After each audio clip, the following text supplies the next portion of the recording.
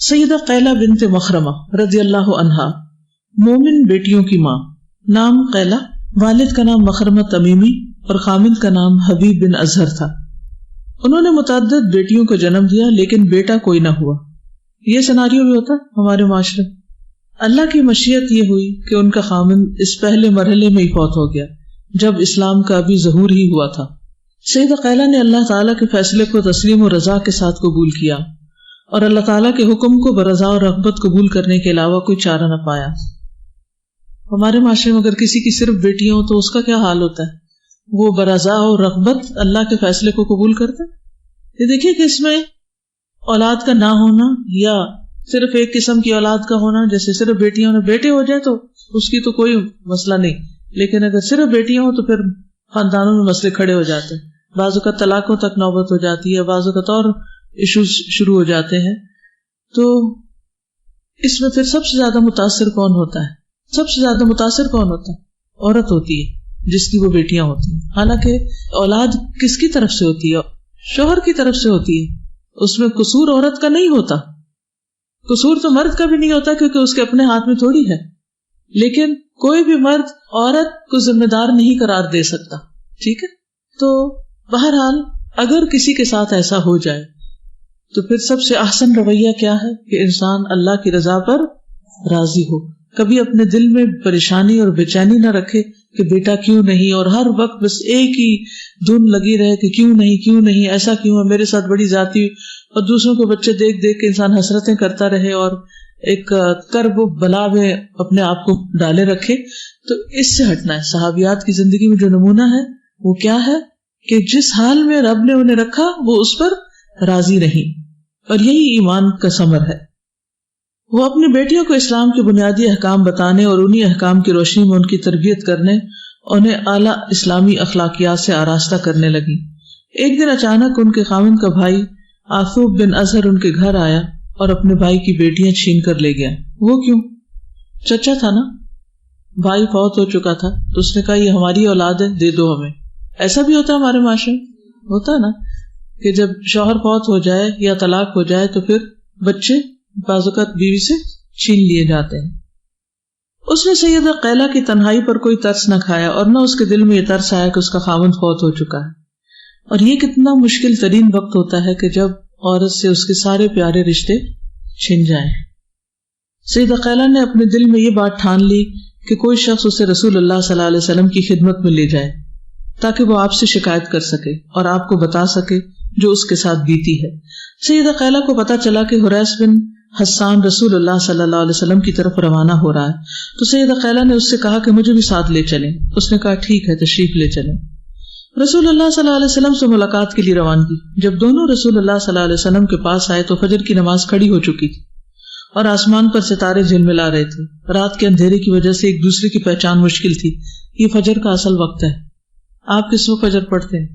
سورج نکلنے سے کتنے منٹ پہلے سلام پھیرتا ہے؟ سیدہ قیلہ فرماتی ہیں میں چونکہ ابھی اسلام میں نئی وارد ہوئی تھی، مجھے زیادہ مسائل کا پتہ نہیں تھا۔ میں نماز میں مردوں کی صف میں کھڑی ہو گئی۔ میرے ساتھ کھڑے ایک شخص نے مجھ سے کہا کہ تم مرد ہو یا عورت؟ میں نے کہا میں عورت ہوں۔ پہلے نماز میں باتیں کی جا سکتی تھی، پھر بعد میں منع کر دیا گیا وقوموا للہ قانتین۔ اندھیرے کی وجہ سے پہچان مشکل تھی، اس لیے اشتباہ پیدا ہو رہا تھا، اسی لیے اس نے مجھ سے استفسار کیا۔ جب اس شخص کو معلوم ہوا کہ میں عورت ہوں تو اس نے کہا تم عورتوں کی صف میں جاؤ۔ عورتوں کی صف حجرات کے پاس تھی۔ حجرات کیا ہیں؟ ازواج مطہرات کے کمرے۔ میں عورتوں کے ساتھ نماز میں شامل ہو گئی۔ جب سورج طلوع ہوا تو میں نے ایک شخص کو دیکھا جس نے بڑا اچھا لباس پہنا ہوا تھا۔ میں نے غور سے دیکھا تاکہ رسول اللہ صلی اللہ علیہ وسلم کو دیکھ سکوں۔ جب سورج بلند ہوا تو ایک شخص آیا اور اس نے السلام علیکم یا رسول اللہ کہا۔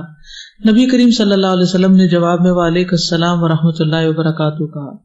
سیدہ قیلہ کہتی کہ رسول اللہ صلی اللہ علیہ وسلم نے بوسیدہ کپڑے پہن رکھے تھے۔ میں نے رسول اللہ صلی اللہ علیہ وسلم کو خشوع و خضوع کی حالت میں بیٹھے دیکھا تو ڈر کی وجہ سے میرے بدن میں کپ کپی طاری ہو گئی۔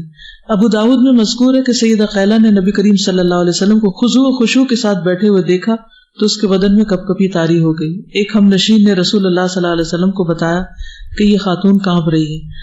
آپ نے میری طرف دیکھے بغیر ہاتھ کا اشارہ کیا اور فرمایا یا مسکینہ علیک السکینہ، یا مسکینہ علیک السکینہ، اے مسکینہ سکینت سکون کو لازم پکڑو، یعنی ڈرنے کی ضرورت نہیں۔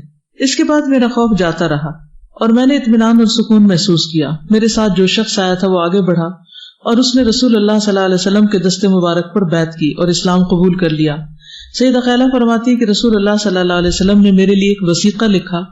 یہ وثیقہ سرخ رنگ کے چمڑے پر تھا۔ آپ لکھوایا کرتے تھے، خود نہیں لکھتے تھے۔ لکھے سے مراد یہ کہ آپ کی طرف سے تھا، اس لیے اسے کہا کہ آپ نے لکھا۔ اس پر یہ تحریر کیا گیا کہ قیلہ اور اس کی بیٹیوں پر ظلم نہ کیا جائے، ان کے حقوق کو پامال نہ کیا جائے اور نہ انہیں مجبور کیا جائے، اور ہر مومن مسلمان ان کا مددگار ہو۔ رسول اللہ صلی اللہ علیہ وسلم نے سیدہ قیلہ اور اس کی بیٹیوں کو تحفظ فراہم کیا، جس سے سیدہ قیلہ مطمئن ہو گئی۔ یعنی ماں کو پریشانی یہ تھی کہ بچیوں کا پتہ نہیں کیا حال ہے، ان کے ساتھ ظلم تو نہیں کیا جا رہا، کیونکہ اس معاشرے میں عموماً یتیم بچیوں کے ساتھ زیادتی کی جاتی، ان کا مال بھی چھین لیا جاتا، ان کے ساتھ زبردستی شادی کر لی جاتی، ان کو مہر نہیں دیا جاتا، ان کے حقوق نہیں ہوتے تھے۔ تو انہوں نے آپ سے ان کے حقوق کے بارے میں ایک وثیقہ لکھوایا۔ سیدہ قیلہ نے اپنی بیٹیوں کے ہمراہ سعادت کی زندگی بسر کی۔ اللہ سبحانہ وتعالیٰ سیدہ قیلہ پر اپنی رحمت کا سایہ دراز کرے، آمین یا رب العالمین۔ کوئی ایک سبق بتائیے، اس میں سے کیا سیکھنے کا ہے؟ اس واقعے سے سیکھنے کی کوئی ایک بات بتائیے۔ جی، ایک عورت کی زندگی کا سب سے جو درخشاں پہلو میں سمجھتی ہوں کہ وہ اللہ اور اس کے رسول کی اطاعت گزار ہو، اس کے فیصلے پہ وہ راضی ہو جائے، جو یہاں پہ نظر آ رہا ہے۔ اس سے یہ بھی لیسن ملتا ہے کہ اپنے ہر شکایت کو ہر ایک کے سامنے نہ بیان کیا جائے۔ اس طرح ہوتا ہے کہ اب وہ جو شخص ان کو لے کر گئے تھے، ان کے ساتھ بھی تو اپنی کہانی دکھی بتا سکتی تھی نا، لیکن انہوں نے ان کو جا کے یہ بات بتائی اپنی شکایت کی، جو اس مسئلے کا حل بھی نکال سکتے تھے۔ استاذہ، یہ بات مجھے بہت ہی اہم لگی کہ نبی صلی اللہ علیہ وسلم نے جو لکھ کے جو چیز دی کتنی اہم تھی، اور جیسے کہ آپ نے بھی کہا کہ ہمارے معاشرے کی ایک ٹپیکل جو عورت ہے اس کا یہ ایک سین نظر آتا ہے کہ جس کی بیٹیاں ہیں اور پھر اس کا شوہر بھی فوت ہو چکا ہے اور اس کی اولاد چھین لی گئی ہے، اور ایسے میں مطلب ہمارے یہاں عدالتوں سے بھی بیچاری خواتین رجوع کر رہی ہیں، کہاں کہاں نہیں وہ بیچاریاں سر پھوڑ رہی ہوتی اور ان کا کوئی حل نہیں کرتا۔ اللہ کے رسول صلی اللہ علیہ وسلم کا ایک عام خاتون کے ساتھ کتنا زبردست معاملہ نظر آتا ہے، توجہ کا معاملہ، اور آپ پورے علاقے کے لوگوں کو ایک قسم کی مطلب یہ کہہ رہے ہیں کہ اس کے ساتھ نرمی کا معاملہ کرنا ہے، زیادتی نہ ہو۔ یہ ہے خواتین کے حقوق کی پروٹیکشن۔ استاذہ یہی تھا کہ انہوں نے فائٹ خود کی ہے، کسی سے جا کے خود نہیں کہا، لائک کوئی گلا شکوہ نہیں، اور خود اسٹرانگ بنی ہے، خود اپنے سارے مسائل جو ہے وہ خود کیے۔ یہ چیز مجھے بہت اچھی لگی ان کو۔ بہت اہم پوائنٹ ہے یہ بھی کہ جب انسان کے حقوق چھین لیے جائیں اور جب اس پر زیادتی ہو رہی ہو تو اس وقت سب سے پہلا کام یہ ہے کہ انسان پہلے اپنے ہوش و حواس بحال رکھے۔ اچھا، ہم عموماً کیا ہوتا ہے کہ جب ہمارے ساتھ کوئی کمی پیشی ہو نا تو ہم پہلے رونے لگتے ہیں، اچھا روتے ہوئے بات کرتے ہیں، کسی کو سمجھ ہی نہیں آتی ہم کیا کہہ رہے ہیں، یعنی اپنی بات کو پراپر طریقے سے کہہ کے کنونس کرنا ہی نہیں آتا۔ جب دوسرے کو مسئلہ ہی نہیں سمجھ آئے گا، یعنی یہاں یہ بھی ہو سکتا تھا نا، پہلے وہ رونا دھونا مچاتی ہیں اور پھر ہمدردی حاصل کرتی ہیں اور پھر کوئی بات کرتی ہیں، اس سے دوسرے کا وقت بھی ضائع ہوتا ہے، اپنا بھی ہوتا ہے اور مسئلہ حل نہیں ہوتا۔ تو ہر ایک کے آگے رونے کی بجائے کیا کرنا چاہیے؟ اللہ پہ بھروسہ کر کے اپنے آپ کو سنبھال کے پھر اس کے بعد بات کرنی چاہیے، تاکہ آپ کی بات میں کوئی وزن ہو، کوئی جان ہو۔ کسی سے بھی مسئلہ بیان کرنا ہو، ہر ایک کی زندگی میں کوئی مسئلہ ہے، کوئی بھی مسئلے سے خالی نہیں، لیکن مسئلے کے حل کے لیے اگر کوئی کسی کے پاس جاتے بھی ہیں تو مسئلہ بیان کرنا نہیں آتا۔ مسائل بیان کرنا بھی سیکھیے کہ کس طرح اپنی بات پہنچانی۔ بعض اوقات ہم غیر ضروری تفصیلات میں چل پڑتے ہیں۔ ایک روز کسی خاتون نے مجھ سے کہا، بار بار اصرار کری تھی کہ آپ سے بات کرنی ہے، مسئلہ ہے کوئی، بہت مشکل سے ٹائم نکلا، خیر وہ آئی۔ آپ یقین کریں جتنی دیر وہ بیٹھی رہی وہ صرف پس منظر بیان کرتی تھی، اور چونکہ مجھے کہیں جانا تھا، جب وہ اپنے اصل مسئلے پہ آئی تو ٹائم ختم ہو چکا تھا، کہنے لگے اب ایک دفعہ اور ٹائم دے دیں۔ تو میں یہی دیکھ رہی تھی کہ بعض اوقات ہم سب پڑھے لکھے سمجھدار ہونے کے باوجود بھی قولوا قولا سدیدا کرنا نہیں جانتے۔ قولوا قولا سدیدا کیا ہے؟ یعنی نشانے سدید ہوتا نا، تیر درست کرنا، یعنی نشانے پہ تیر لگاؤ، کام کی بات کرو، ضروری بات کرو، اہم بات کرو، مختصر بات کرو، تاکہ مسئلہ حل ہو، نہ کہ ادھر ادھر کی جذباتی باتیں، اور اس نے یہ کیا تو اس نے یہ کیا تو اس نے یہ کیا تو اس نے، پورے زمانے کی کہانی اور پھر نتیجہ کچھ بھی نہیں۔ یہاں سے رسول اللہ صلی اللہ علیہ وسلم کی ایک تو روب کا جو پتہ چل رہا ہے کہ آپ صلی اللہ علیہ وسلم خشوع و خضوع کی حالت میں بیٹھے ہوئے تھے، تو آپ کا ایک روب ایسا تھا کہ وہ اس کی وجہ سے ڈر کے کانپنے لگے، اور دوسرا یہ کہ آپ نے اس کو بالکل کمفرٹیبل کر دیا کہ بالکل نہیں ڈرو اور سکینت اختیار کرو. یہاں سے یہ بات پتہ چلتی ہے کہ وہ کتنے بڑے صدمے سے آئیں کہ ساری بیٹیاں ان کی چھین لی، اور آتے ہی انہوں نے واویلا نہیں کیا، جیسے ابھی آپ نے بتایا نماز کی طرف ایک دم سے متوجہ ہوئی. تو ہم اکثر مشکل یا مصیبت میں نمازیں بھول جاتے ہیں یا چھوڑ دیتے ہیں. آگے چلیں ایک اور، لیکن ایک بات یاد رکھیے، جو علم مشقت سے حاصل کیا جاتا ہے نا اس کا مزہ ہی کچھ اور. سید لیلہ بنت خطیم رضی اللہ عنہا، قبول اسلام اور رسول اللہ صلی اللہ علیہ وسلم کے لیے اپنے نفس کو پیش کرنا. نام لیلہ اور والد کا نام خطیم بن عدی بن سواد بن ظفر بن خزرج تھا. یہ مشہور و معروف شاعر قیس بن خطیم کی ہمشیرہ تھی. انہوں نے اسلام قبول کیا اور اپنی 2 بیٹیوں کے ہمراہ رسول اللہ صلی اللہ علیہ وسلم کی بیعت کی. سیدہ لیلہ بنت خطیم نے رسول اللہ صلی اللہ علیہ وسلم کی خدمت میں حاضر ہو کر اپنے آپ کو ہبہ کرنے کی پیشکش کی. قرآن مجید میں اس کا ذکر آتا ہے نا کہ ام وہبت نفسہا للنبی، جسے آپ نے قبول کر لیا. جب ان کی قوم کو پتہ چلا تو انہوں نے ایسا کرنے سے روکا، تو انہوں نے رسول اللہ صلی اللہ علیہ وسلم کو اپنی قوم کے نقطہ نظر سے آگاہ کیا، تو آپ نے انہیں چھوڑ دیا. پھر انہوں نے مسعود بن اوس بن سواد بن ظفر کے ساتھ شادی کی، جس سے اولاد ہوئی. یہ مدینہ منورہ میں ایک باغ میں غسل کر رہی تھی کہ ایک بھیڑیے نے ان پر حملہ کر دیا، جس کی وجہ سے وفات پا گئی. نبی کریم صلی اللہ علیہ وسلم کی انصار کے ساتھ محبت. رسول اللہ صلی اللہ علیہ وسلم کو انصار کے ساتھ بہت محبت تھی. آپ لوگوں کو انصار سے محبت کی ترغیب دلاتے اور ان کے ساتھ بغض رکھنے سے روکتے اور ان کی کوتاہیوں سے درگزر کرنے کی تلقین کرتے. سیدنا انس بن مالک بیان کرتے ہیں کہ رسول اللہ صلی اللہ علیہ وسلم نے فرمایا، الانصار کرشی وعیبتی وان الناس سیکسرون ویقلون فاقبلوا من محسنهم وتجاوزوا عن مسیئهم. انصار میرے جان و جگر ہیں اور یقیناً لوگ زیادہ ہوں گے اور یہ کم. تم ان کے نیک لوگوں کی نیکی قبول کرو اور غلطی کرنے والوں سے درگزر کرو. یہ بڑی خوبصورت بات آپ نے کی. ایک تو اپنی دل و جان کی محبت کا اظہار کیا ان کی قربانیوں کی وجہ سے، کیونکہ انہوں نے مہاجرین کو پناہ دی تھی، اپنے گھر بار پیش کیے تھے. دوسری بات یہ کہ آپ نے یہ بھی بتا دیا کہ اور لوگ زیادہ ہوں گے اور ایسے لوگ کم ہوں گے، یا انصار کم ہوں گے اور انصار جیسے لوگ بھی کم ہی ہوں گے. چونکہ ان کی قربانی بڑی ہے، اس لیے ان کے جو نیک ہیں ان کی نیکی قبول کرو اور جو غلطی کرے اس سے درگزر کرو. یہ کیوں کہا گیا کہ ان کی غلطی سے درگزر کرو؟ کس کی غلطی سے درگزر کرنا چاہیے؟ ویسے تو کسی کی غلطی کو بھی معاف کیا جا سکتا ہے، لیکن اگر کسی کا آپ پر احسان ہو اور کسی وقت انسان ہونے کے ناطے وہ آپ کے ساتھ کوئی زیادتی کر جائے، تو اس وقت ایسے انسان کی غلطی کو معاف کر دینا چاہیے. یہ نبی صلی اللہ علیہ وسلم کی سنت ہے. اب مثلا ماں کا احسان بچے پہ بہت زیادہ ہے. اس کا یہ مطلب نہیں کہ ماں فرشتہ ہوتی اور ماں سے بچے کے حق میں کوئی ظلم نہیں ہوتا یا کوئی زیادتی نہیں ہوتی یا کوئی قصور نہیں ہوتا. ہوتا ہے، لیکن اس کا احسان چونکہ بڑا ہے اس لیے اس کی غلطیوں کو معاف کر دینا چاہیے اور پھر بھی اس کا احترام کرنا چاہیے. ہم کیا کرتے ہیں؟ مقابلے پہ آ جاتے ہیں اور ان کے ساتھ ایسا ٹریٹ کرنے لگتے ہیں جیسے برابر کے کسی شخص سے یا اپنے سے چھوٹے کے ساتھ کر رہے ہیں، خصوصاً اگر وہ کوئی غلط کام کر رہے ہیں. کیونکہ آپ دیکھیے ہمارے معاشرے میں ہر طرح کے غلط کام ہو رہے ہیں، سود اور رشوت اور حرام کمائی اور فحاشی، بے حیائی، بہت کچھ ہو رہا ہے.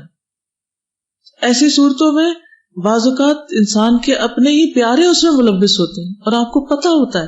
اپنے خاندان کے کچھ لوگ ہو سکتے ہیں، رشتے دار ہو سکتے ہیں، بہن بھائی ہو سکتے ہیں، آپ کو پتہ ہوتا ہے انتہائی غلط کام کر رہے ہیں. آپ سمجھانے کی بھی کوشش کرتے ہیں لیکن سمجھتے نہیں.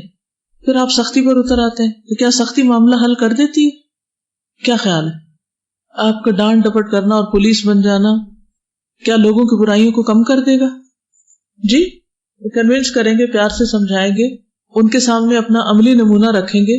میں نے پہلے بھی آپ کو یہ بات بتائی تھی، کسی کو بھی امر بالمعروف اور نہی عن المنکر کرنا ہو تو سب سے پہلے اس کا اعتماد حاصل کریں، اسے محبت دیں، ٹرسٹ دیں. جب وہ آپ پر اعتماد کرنے لگے کہ یہ تو ہمارا بہت خیر خواہ ہے، پھر آپ اس سے بات کریں، وہ مان جائے گا، وہ سن لے گا آپ کی بات. لیکن اگر آپ نے اپنا ٹرسٹ ہی کھو دیا اور لوگوں کو اپنے سے خوف زدہ کر دیا اور ڈرا دیا تو آپ کی بات کوئی نہیں سنے گا. آپ اللہ کے دین کو اور زیادہ لوگوں کی نظروں میں چھوٹا کر دیں گے. تو یہاں پر آپ صلی اللہ علیہ وسلم کیا فرما رہے ہیں کہ ان کی غلطی کرنے والوں سے درگزر کرو. اسی طرح اپنے ہی بعض اوقات والد، دادا دادی، استاد، ایون کوئی بھی ہو سکتا ہے جو عمر میں بڑا ہو، رشتے میں بڑا ہو، مرتبے مقام میں بڑا ہو، لیکن اس کا احسان ہو تو احسان کرنے والوں کا احسان ماننا ضروری ہوتا ہے. اور احسان ماننا کیا ہے؟ ان کی غلطیوں سے درگزر کیا جائے، ورنہ زندگی نہیں گزر سکتی، کیونکہ یہ فرشتے یہاں نہیں رہتے. ثابت بنانی کا بیان ہے کہ اس نے انس بن مالک سے سنا، وہ کہتے ہیں کہ رسول اللہ صلی اللہ علیہ وسلم نے فرمایا، یقیناً انصار میرے جان و جگر ہیں، تم ان کے نیک لوگوں کی نیکی قبول کرو اور ان کی غلطی کرنے والے سے درگزر کرو. انہوں نے اپنا حق ادا کر دیا جو ان پر واجب تھا، البتہ ان کا حق باقی رہ گیا، ان کا حق نہیں دیا جا سکا. اسی طرح جنگ بدر میں شرکت کرنے والوں کے بارے میں کیا کہتی ہے کہ اللہ تعالیٰ نے جھانک کر فرما دیا کہ میں نے ان کو بخش دیا ان کی بہت بڑی قربانی کی وجہ سے. رسول اللہ صلی اللہ علیہ وسلم نے ایک سے زیادہ مرتبہ یہ اعلان کیا کہ انصار سے محبت ایمان کا جز ہے. شعبہ عبداللہ بن جبیر سے بیان کرتے ہیں، وہ کہتے ہیں کہ میں نے انس بن مالک سے سنا، انہوں نے بتایا کہ رسول اللہ صلی اللہ علیہ وسلم نے فرمایا، آیت المنافق بغض الانصار و آیت المؤمن حب الانصار. انصار کے ساتھ بغض منافق ہونے کی نشانی ہے اور انصار کے ساتھ محبت مومن ہونے کی علامت ہے. اب یہ تو وہ خاص انصار ہے نا، لیکن ایک عام انصار بھی ہے. وہ کون سے ہیں جی؟ یہ جو آپس میں آپ لوگ جتنے بھی آپ کے ٹیچرز ہیں، جتنے بھی لوگ دین کا کام کر رہے ہیں، یہ سب انصار اللہ ہیں. تو ان کی قربانیاں، ان کی محنتیں، ان کی وجہ سے ان کا ریگارڈ کرنا، ان سے محبت کرنا، ان کا خیال رکھنا، یہ ایمان کی علامت. ویسے بھی یعنی نبی صلی اللہ علیہ وسلم نے قسم کھا کے بات فرمائی کہ اس وقت تک تم مومن نہیں ہو سکتے جب تک آپس میں محبت نہ کرو. اپنے ایمان کا جائزہ لینے کے لیے دیکھیں کہ کیا مجھے اپنے ساتھیوں سے محبت ہے؟ ان سے تو ہوگی جو میرا ریگارڈ کرتے ہیں، لیکن کیا ان سے بھی ہے کہ جو میرے ساتھ زیادتی کر جاتے ہیں یا قصور کر جاتے ہیں، کوتاہی کر جاتے ہیں یا بعض اوقات بات نہیں سنتے؟ یہ حدیث مجھے بہت ڈراتی، بہت ڈر لگتا ہے. اس حدیث کو سامنے رکھتے ہوئے اپنے دلوں کا جائزہ لیتے رہیں کہ یہ جو میرے ساتھ کے لوگ ہیں، چاہے وہ میرے ساتھ پڑھ رہے ہیں یا کام کر رہے ہیں یا کسی بھی کیپیسٹی میں وہ کام کر رہے ہیں، کوئی ایڈمنسٹریشن کا کام کر رہے ہیں یا کوئی تعلیم دینے کا کام کر رہے ہیں، پڑھا رہے ہیں آپ کو یا کچھ بھی، کیا مجھے ان سے محبت ہے یا میں نے ان کے لیے کوئی ضد پالی ہوئی دل میں اور پھر میں وقتاً فوقتاً جہاں موقع ملتا ہے ان کی برائیاں شروع کر دیتی ہوں. کیونکہ جب محبت نہیں ہوتی نا تو پھر کیا ہوتا ہے، انسان کے وہ پائل اپ ہوتا جاتا ہے نفرتوں کا لاوا، اور پھر کبھی کہیں پھٹ کے نکلتا ہے، کبھی کہیں نکلتا ہے، اور ہم کیے کرائے کو ضائع کر بیٹھتے ہیں. اس لیے بہت ضروری ہے کہ جن لوگوں نے دین کے لیے قربانیاں کی ہوں، چھوٹی کی ہوں یا بڑی کی ہوں، ان کا ریگارڈ کیا جائے، ان کی قربانیوں کو قبول کیا جائے، اس کو ایکسپٹ کیا جائے اور اس بنا پر ان کا احترام کیا جائے، چاہے وہ عمر میں بڑے ہوں یا عمر میں چھوٹے ہوں، چاہے وہ سٹیٹس میں ہم سے بڑے ہوں مالی اعتبار سے یا مال میں کم ہوں یا کسی بھی اعتبار سے. اللہ سبحانہ وتعالیٰ انصار کے مردوں، عورتوں اور بچوں پر اپنی رحمت کا سایہ دراز کرے اور ہمیں بھی قیامت کے دن ان کا ساتھ نصیب کرے. آمین یا رب العالمین. اب کیا سیکھا آپ نے اس سے؟ استاذہ، ہر انسان کی زندگی میں کوئی نہ کوئی انصار ہوتے ہیں. تو جیسے کہ ابھی آپ نے بھی کہا، کبھی والدین کی شکل میں، کبھی ہماری کوئی پھوپھی، خالہ یا کسی اور ریلیٹیو کی شکل میں، یا کبھی ہمارے کولیگز کی شکل میں. تو ہم نبی صلی اللہ علیہ وسلم کی یہ بات ہمیں ہر ایک کے معاملے میں یاد رکھنی چاہیے کہ جس نے بھی ہمارے ساتھ زندگی میں کوئی احسان کیا، ہم کوشش کریں کہ اس کی اس نیکی کو یاد رکھیں اور اس کی کمزوری کو اگنور کر دیں. اور پھر اس کی نیکی کو یاد رکھنے میں ایک چیز جو بہت مددگار ہے وہ دعا ہے، کہ جن لوگوں نے ہمارے ساتھ احسان کیا ہوتا ہے، جب ہم ان کے لیے دعا کرتے ہیں تو ہمارے دل میں ان کے لیے محبت برقرار رہتی ہے اور خیر خواہی بھی برقرار رہتی ہے. تازہ ایون مدینہ کے رہنے والوں کے لیے بھی آپ صلی اللہ علیہ وسلم نے ایسی باتیں فرمائی کہ مدینہ والوں کے ساتھ جو برائی کرے گا وہ اس کے لیے کچھ وعید ہے، اور جو اچھا کرے، اچھا یعنی ان کے ساتھ بھی اچھا کرے. تو مدینہ جب جاتے ہیں نا تو یہ احساس ہوتا ہے کہ یہاں پہ کوئی ٹیکسی ڈرائیور ہے، کوئی ہوٹل کی مینجمنٹ ہے، کوئی کچھ ہے. تو آپ نے مدینہ والوں کے ساتھ کوئی سختی یا سخت کلامی یا ایسا نہیں کرنا، بدسلوکی نہیں کرنی، کیونکہ آپ صلی اللہ علیہ وسلم نے فرمایا کہ یہ ہمسائے ہیں، یعنی یہ میرے ہمسائے ہیں، اور ان کے بارے میں جو یہاں فوت ہوگا اس کے بارے میں آپ اللہ تعالیٰ سے سفارش کریں گے قیامت کے دن. تو مدینہ والوں سے بھی محبت ہونے لگتی ہے. بالکل سر، ایک تو میں یہ امیجن کر رہی تھی کہ یہ اس وقت نبی صلی اللہ علیہ وسلم نے باتیں فرمائی ہوں گی جب وہ انصار کے بیچ میں رہ رہے ہیں نا، ایک طرف سب انصاری ہیں تو دوسری طرف مہاجرین ہیں, اور ان کو نبی صلی اللہ علیہ وسلم ایک طرح سے یہ سبق دے رہے ہیں کہ احسان کا بدلہ اس طرح دو. اور پھر دوسرے جو انصاری ہوں گے انہیں کتنی انکریجمنٹ ملتی ہوگی کہ ہماری ایک چھوٹی سی جو ان کو ہم نے اکوموڈیٹ کیا اس کو کتنے اچھے طریقے سے لوگوں نے قبول کیا, تو وہ اور آگے بڑھ کے ہیلپ فل کرتے ہوں گے. تو اوور آل معاشرہ کتنا ایک دوسرے کے لیے انکریجنگ اور سپورٹنگ ہوگا نا. بالکل. تو انصار کی انگلش کیا ہے؟ ہیلپرز, سپورٹرز, ٹھیک ہے نا. آپ اپنے ہیلپرز کے ساتھ کیا سلوک کرتے ہیں؟ ہیلپر کا لفظ یہاں بہت استعمال ہوتا ہے نا الہدیٰ میں. انصار کا بھی ہوتا ہے لیکن ہیلپر کا ہوتا ہے. ان کے ساتھ ہماری کتنی شفقت ہے, محبت ہے, کتنی کیئر ہے, کنسرن ہے, ان کی ضروریات کا کتنا خیال ہے. یعنی ہر شخص اپنے اپنے دائرے میں دیکھے نا, کیونکہ دور والوں کو تو اتنا نہیں پتا ہوتا لیکن ساتھ والوں کو تو جانتا ہوتا ہے نا.